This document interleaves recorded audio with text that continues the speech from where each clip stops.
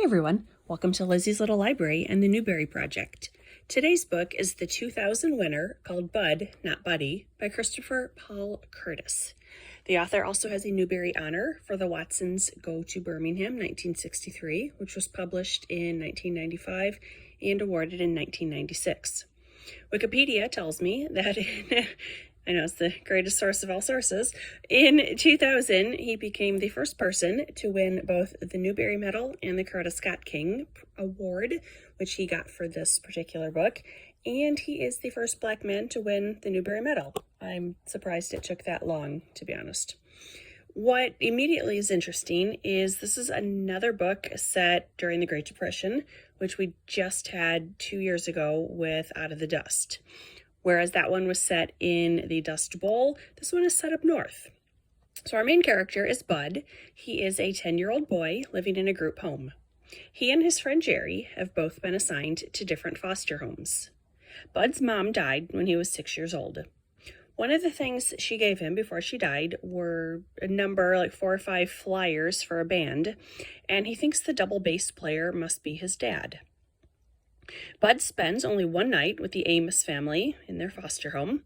Their son Todd hits and kicks him, and then Bud is forced to apologize and sent to sleep in the shed. He swings at what he thinks is a vampire bat, but is actually a hornet's nest. He gets stung a few times, and while this would absolutely be scary and upsetting in real life, the author kind of makes it a bit funny tale. Before he runs away, Bud soaks Todd's hand in warm water to make him wet the bed, which is something his mother hates more than anything. And he gets his little revenge there before he disappears. Bud runs away to the library where he spends the night. In the morning, he oversleeps and arrives too late at the soup kitchen. A family pretends he is one of theirs, so he can have breakfast with them, and that was a sweet scene. He runs into a boy named Bugs, who is another boy from the group home. They decide to ride the rails west. First, they wait in a Hooverville until a train arrives. Bugs makes it on the train, but Bud does not.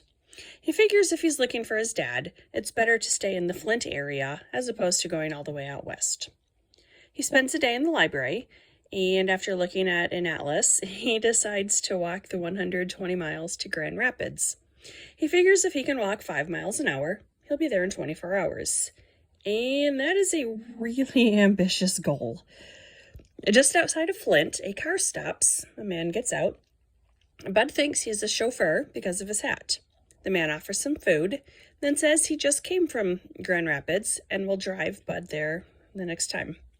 When he gets to the car, Bud sees a box labeled that it contains human blood, so he convinces himself the man is a vampire. And Bud drives away, leaving the man chasing after him. Not knowing how to drive, Bud almost immediately stalls out and the car stops, and the man explains he's taking the blood to the hospital. Bud threatens him with his pocket knife, claiming it's genuine 24-karat silver, which I thought was funny. The man, whose name is Mr. Lewis, or Lefty Lewis, kept repeating where and when he found Bud, and if this wasn't a kid's book, that would be really creepy. He takes Bud home for the night, and his daughter fusses over him.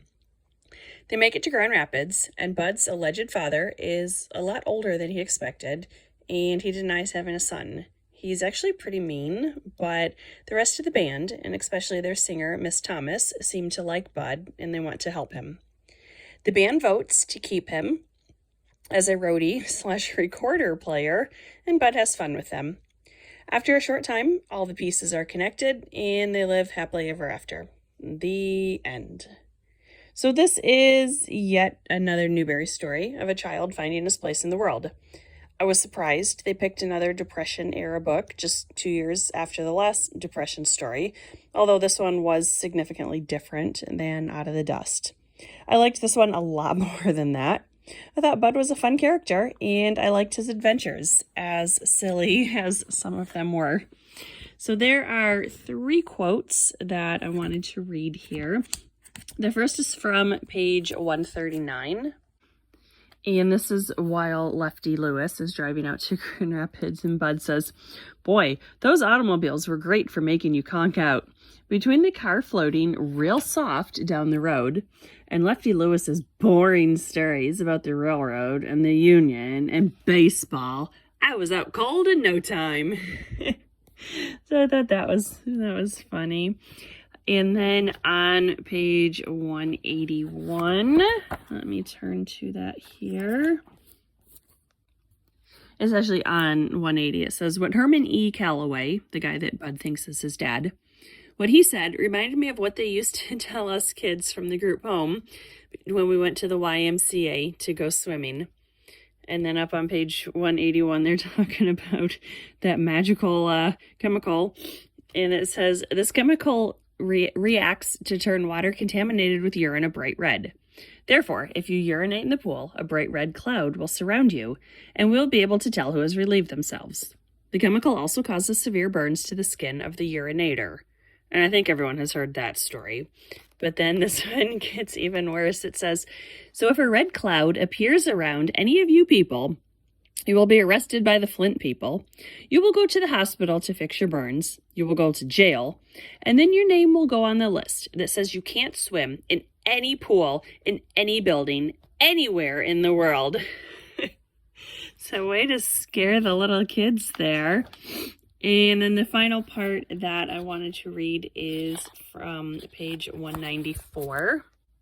This is where Bud gets his recorder, and the bandmate says, it's called a recorder. Once you've developed a little wind and some tone and an embouchure, we'll move on to something a little more complicated.